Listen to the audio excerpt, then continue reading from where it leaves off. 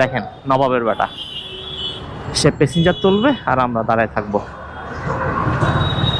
কেমনটা লাগে? আর দেখেন মাশাআল্লাহ কি সুন্দর ফিটনেস।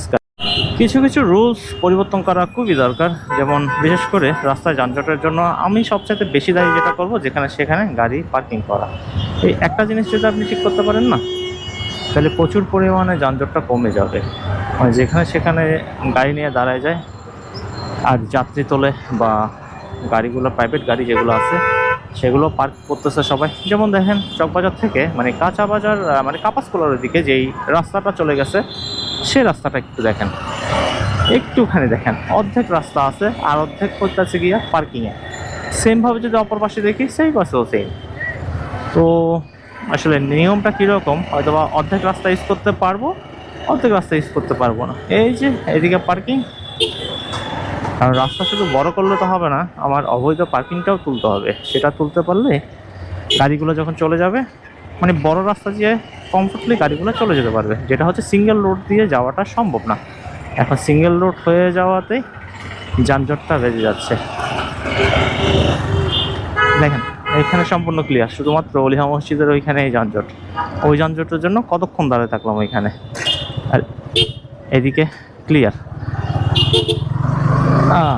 আর এই রিক্সাগুলা ওভারটেক করে যাওয়া চ্যালেঞ্জের ব্যাপার। মোটামুটি বিরক্তিকর আরেকটা মোড় হইতেছে গিয়া বদদারাট মোড়। দেখেন ইউটার্ন দিয়ে যে মানে গোল চত্বরটাতে ঘুরে যাব, সেখানে তো রিক্সা দাঁড়ানো। এখন আমার যদি দোষ ধরেন যে আপনিও তো গোল চত্বর ধরে আসেন, ভাই যাবো কেমনে? সেদিকে যাইলে এখন তো রিক্সাওয়ালা আমার আবার গরম হয়ে যাবে, বলবে যে এদিকে আমরা দাঁড়াইছি, কিন্তু আসলে দাঁড়ানোর নিয়ম তো না। আর এই গাড়িগুলো এইদিকে যাচ্ছে, এখন সামনে যাই তাতে কি হবে? আসলে এদের দোষ দিয়েও লাভ নাই, এরা তো জানেই না যে এটা 1 বাই রোড। কেমনে কারে কি শিখাবেন বলেন? আর এদিক থেকে আমি টার্মিনালের ওদিকে যাব, সেখানে এই যে 2 নম্বর বাস এগুলো দাঁড়াই থাকবে। এখন সেগুলো যদি দাঁড়ায় থাকে তাহলে আমরা কেমনে যাব বলেন? ডানেও সম্ভব না, বামেও সম্ভব না। আচ্ছা বামে একটা ট্রাই করে দেখি। এই যে দেখেন নবাবের বেটা, সে প্যাসেঞ্জার তুলবে আর আমরা দাঁড়ায় থাকবো। কেমনটা লাগে? আর দেখেন মাশাআল্লাহ কি সুন্দর ফিটনেস গাড়ির। সো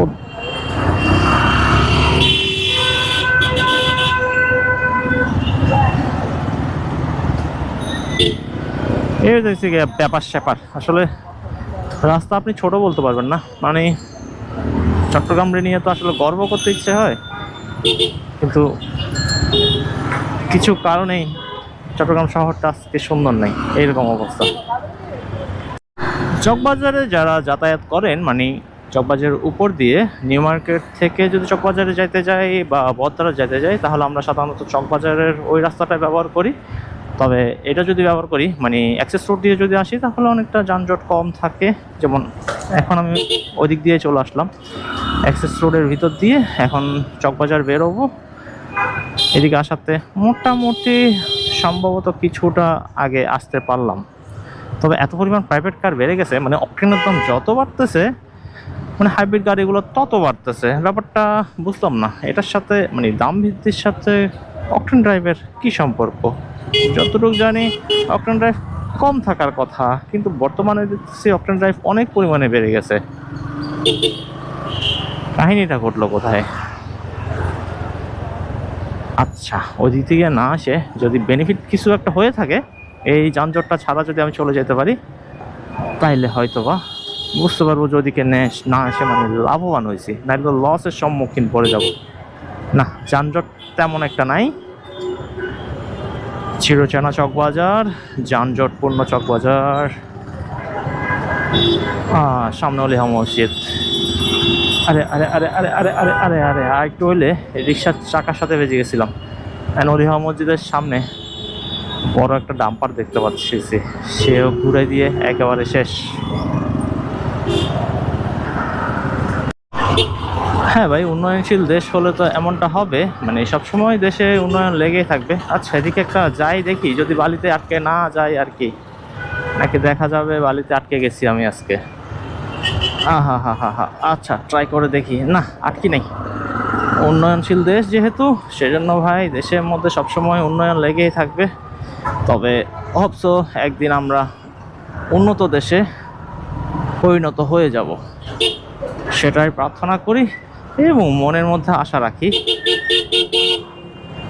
দেখেন আমাদের রাস্তা কি সুন্দর, দুই দিকে কাটা, এদিকেও কাটা ওইদিকেও কাটা, অল্প একটু রাস্তা আছে, তারপর সেগুলো হচ্ছে ভাঙা চোরা।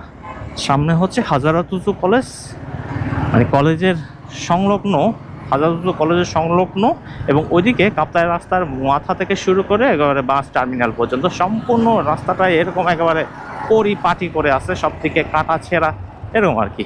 মানে উন্নয়নশীল দেশের বৈশিষ্ট্য যেমনটা হয়ে থাকে, যেহেতু উন্নয়নের কার্যক্রম চলতেছে। আর দেখেন এরা প্যাসেঞ্জার নেবে আর রাস্তায় আমাদের দাঁড়ায় থাকতে হবে।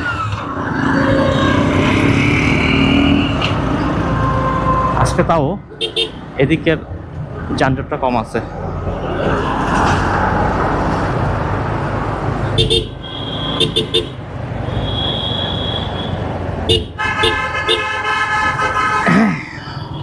আজকে যেটা বলতে পারি, এই রাস্তায় জ্যামটা কম আছে, তবে বাইকের সিরিয়াল ওই যে ডান পাশে সম্ভবত ফিউল দিচ্ছে। এই পাম্পে তেমন একটা বেশি ফিউল দেয় না, কিউসিতে সম্পূর্ণ ট্যাঙ্ক দেয়, আর এটাতে দিচ্ছে কত সম্ভবত 200 কি 300 টাকা এরকম। আর এই পাশে হচ্ছে ডিজেলের লাইন। সকালবেলা যে এইটা পার হইতে কি পরিমাণ ধকল গেছে, মানে সম্পূর্ণ রাস্তাটায় জ্যাম। তারপর হচ্ছে ওই পাশে পার্কিংয়ের পরে হচ্ছে ডিজেলের লাইন, অ্যান্ড ডিজেলের লাইনের পরেই আমরা একটু পর্যন্ত। এই তো এরকমই চলতেছে, মানে পরিস্থিতি যে কোন দিকে যাচ্ছে বুঝতেছি না, তবে খারাপের দিকে যাচ্ছে সেটাই বলতে পারি। দেশের রাস্তা আর অন্য দেশের রাস্তা আসলেই আকাশ পাতাল ডিফারেন্স। দেখেন আমার দেশের রাস্তায় কতগুলা গাড়ি দাঁড়ায় থাকতে পারে, আর শুধু অল্প একটু জায়গা দিয়ে আমরা যাইতে পারি। আহারে কি সোনার দেশ দেখছেন, কত ফ্যাসিলিটি দিছে আমাদের দেশে। মানে যেখানে সেখানে আপনি ময়লা ফেলতে পারবেন, পার্কিং করতে পারবেন, অ্যান্ড এখানে অবৈধ কাজগুলোই হচ্ছে বৈধ। এর চেয়ে বড় ফ্যাসিলিটি আর কি থাকতে পারে। আর রাস্তাঘাট আপনি ভেঙেও ফেলতে পারবেন, যেমন ইচ্ছে তেমন করতে পারবেন, ফিটনেস ছাড়া গাড়ি চালাতে পারবেন। আর কি লাগে বলেন, এমন দেশ, সোনার দেশ। ভাঙ্গা চোরা সব জায়গায়। এই যে ভাই, এই দিক দিয়েও ভাঙা, ওই দিক দিয়েও ভাঙা, এবং রাস্তা মাতার পরে মানে সিটিতে ঢুকবেন, সেখান থেকে হচ্ছে পাওয়ার গ্রেডিং এর কাজ চলতেছে, তো যার কারণে সেদিক দিয়েও ভাঙা। এবং এই যে অলিগলি আর ভিতরের রাস্তাগুলো, সেগুলার ভাঙাগুলো আসলে কখনো ঠিক হবে না, জানি না কোনো একদিন হইতেও পারে। তবে কয়েকদিন আগে একটুখানি ঠিক করছিল, বাট পরের দিনে এসে দেখে আবার ভেঙে গেছে। দেখেন ঠিক করছে, আবার কেউ এসে ভেঙে দিয়েছে। মানে সেটার কোনো কি মানে আইন বা কিছু নাই। মানে আপনি যেমনে ইচ্ছা একটা সরকারি রাস্তা তেমনি মাঝখান দিয়ে কেটে দিতে পারবেন, মানে কেমনে সম্ভব হয় এগুলো? মানে এই দেশে কি সম্ভব? আর কোনো দেশে তো দেখি না। অন্যান্য দেশের রাস্তাগুলো দেখি যে কি সুন্দর, একেবারে নিট অ্যান্ড ক্লিন, কোথাও একটা ভাঙাও পাবেন না। ভাঙা পাইলেও সেটা তৎক্ষণাৎ তারা ঠিক করে দেয়, কিন্তু আমার দেশে হয় না কেন ভাই? এমন কেন? খুব অবাক লাগে নিজের দেশটারে দেখে।